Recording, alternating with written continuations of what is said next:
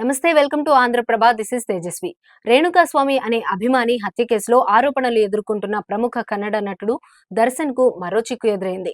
ఆయన దగ్గర పనిచేస్తున్న మేనేజర్ శ్రీధర్ ఆత్మహత్య చేసుకున్నారని తెలుస్తోంది. ఈ మేరకు మీడియాలో వార్తలు వస్తున్నాయి.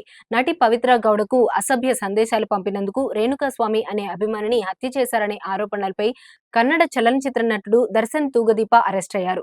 ప్రస్తుతం ఈ కేసు కన్నడ నట సంచలనం సృష్టిస్తోంది. మేనేజర్ మృతదేహంతో పాటు ఒక సూసైడ్ నోట్, ఒక వీడియో సందేశాన్ని పోలీసులు గుర్తించినట్లు తెలిపారు. మీడియా కథనాల ప్రకారం ఒంటరితనం వేధిస్తుండడం వల్లనే చనిపోవాలని నిర్ణయించుకున్నట్లు ఆ లేఖలో, వీడియోలో శ్రీధర్ పేర్కొన్నారు. తన చావుకు ఎవరూ కారణం కాదని ఆయన తెలిపారు. అయితే ఈ ఘటనపై పోలీసులు ముమ్మరంగా దర్యాప్తు జరుపుతున్నారు. ఇప్పటికే రేణుకాస్వామి హత్య కేసులో దర్శన్ అరెస్ట్ అయిన నేపథ్యంలో ఈ ఘటన చోటు చేసుకోవడంలో కలకలం సృష్టిస్తోంది. నటి పవిత్ర గౌడ, దర్శన్లు గత 10 ఏళ్లుగా సహజీవనంలో ఉన్నారని మీడియాలో వార్తలు వచ్చాయి. అయితే దర్శన్ కు ఇదివరకే విజయలక్ష్మి అనే మహిళతో పెళ్లైంది. దీంతో ఆ ముగ్గురి మధ్య గొడవలు జరుగుతున్నాయని మీడియా కథనాలు పేర్కొన్నాయి. ఈ నేపథ్యంలో తన అభిమాన హీరో వ్యక్తిగత జీవితంలో పవిత్ర గౌడ చిచ్చు పెట్టిందని దర్శన్ అభిమాని చిత్రదుర్గకు చెందిన రేణుకాస్వామి ఆగ్రహంతో ఉండేవారు.